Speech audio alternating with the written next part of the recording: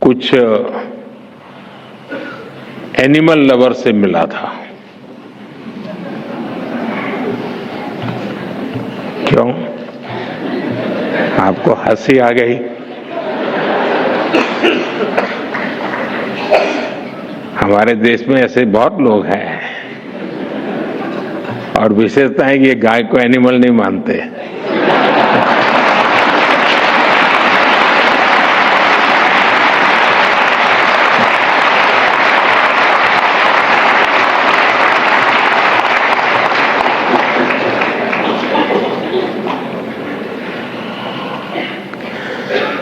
तो उनसे बातों बातों में मैंने उनसे कहा कि हमारे देश में पशुओं की चिकित्सा को लेकर के बहुत कुछ शास्त्रों में पढ़ा हुआ है। बहुत सारे मैन्युस्क्रिप्ट संभव है। जब मैं गुजरात में था, गुजरात के एशियाटिक लायन, तो मेरी एक रुचि थी, तो मैं काफी उसमें रुचि लेता था। तो ऐसी बातें ढूंढता था कि अगर ज्यादा शिकार कर लिया और अगर तकलीफ होती है तो उनको पता होता था कि वो एक पेड़ होता है, उसके फल खाने चाहिए ताकि वॉमिटिंग हो सकता है। ये पशु को मालूम था। इसका मतलब जहां पर लायन की बस्तियां हैं वहां उस प्रकार के फलों के झाड़ होना जरूरी होता है। अब ये हमारे शास्त्रों में लिखा हुआ है। हमारे कई मैन्युस्क्रिप्ट्स हैं जिसमें इन सारी बातों को लिखा गया है। मेरा कहने का तात्पर्य है कि हमारे पास इतना ज्ञान उपलब्ध है और लिपिबद्ध है। हमें खोजना है, खोज करके उसको आज के संदर्भ में व्याख्यायित करना है। साथियों, भारत ने अतीत में कभी भी अपने ज्ञान को पैसे की ताकत से नहीं तोला है।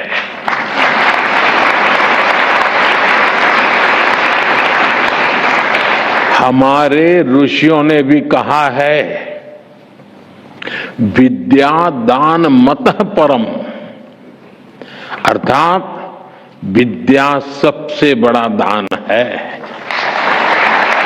इसलिए प्राचीन काल में भारत के लोगों ने मुक्त भाव से मैन्युस्क्रिप्ट को दान भी किया।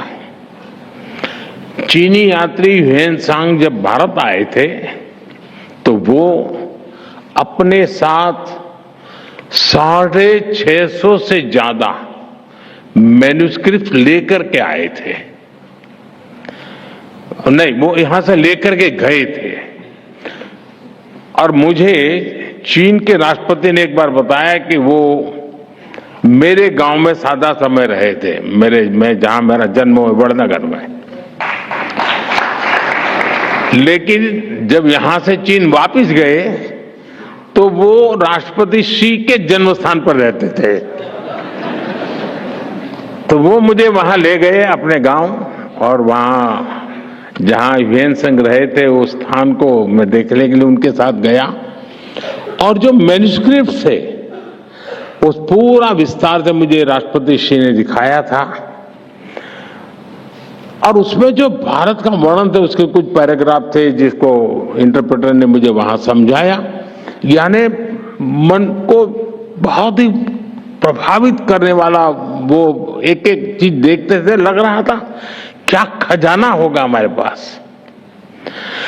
भारत की कई मैन्युस्क्रिप्ट्स आज भी चीन से जापान भी पहुंची है। 7वीं सदी में जापान में उन्हें राष्ट्रीय पूंजी की तरह होर्युजी मोनेस्ट्री में संरक्षित किया गया। आज भी दुनिया के कितने ही देशों में भारत की प्राचीन मैन्युस्क्रिप्ट रखी हुई है। ज्ञान भारतम मिशन के तहत हम ये भी प्रयास करेंगे कि मानवता की ये साझी धरोहर एकजुट हो। साथियों, हमने G20 के सांस्कृतिक संवाद के दौरान भी इसकी पहल की थी। जिन देशों के भारत के साथ सदियों पुराने सांस्कृतिक संबंध है, हम उन्हें इस अभियान में साथ जोड़ रहे हैं। हमने मंगोलियन कंजूर के रिप्रिंटेड वॉल्यूम्स को मंगोलिया के एम्बेसडर को गिफ्ट किया था। 2022 में 108 वॉल्यूम्स मंगोलिया और रूस की मॉनेस्ट्रीज में भी डिस्ट्रीब्यूट किए गए थे। हमने थाईलैंड और वियतनाम की यूनिवर्सिटीज के साथ एमओयूज किए हैं। हम वहां के स्कॉलर्स को पुरानी मैन्युस्क्रिप्ट को डिजिटाइज करने की ट्रेनिंग दे रहे हैं। इन प्रयासों के चलते पाली, लाना और चाम भाषाओं की कई मैन्युस्क्रिप्ट को डिजिटाइज किया गया है। ज्ञान भारत मिशन के जरिए हम इन प्रयासों को और विस्तार देंगे। साथियों, ज्ञान भारत मिशन के जरिए एक और बड़ा चैलेंज भी एड्रेस होगा। भारत के ट्रेडिशनल नॉलेज सिस्टम से जुड़ी अनेक जानकारियां जो अहम और जो हम सदियों से इस्तेमाल करते रहे हैं, उन्हें दूसरों द्वारा कॉपी करके पेटेंट करा लिया जाता है। इस पायरेसी को रोकना भी आवश्यक है। डिजिटल मैन्युस्क्रिप्ट के जरिए इन प्रयासों को और गति मिलेगी और इंटेलेक्चुअल पायरेसी पर लगाम लगेगी।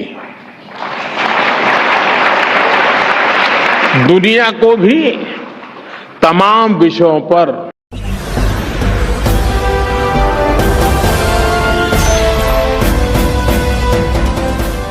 देख रहे हैं लाइव न्यूज 99 राष्ट्र सबसे पहले।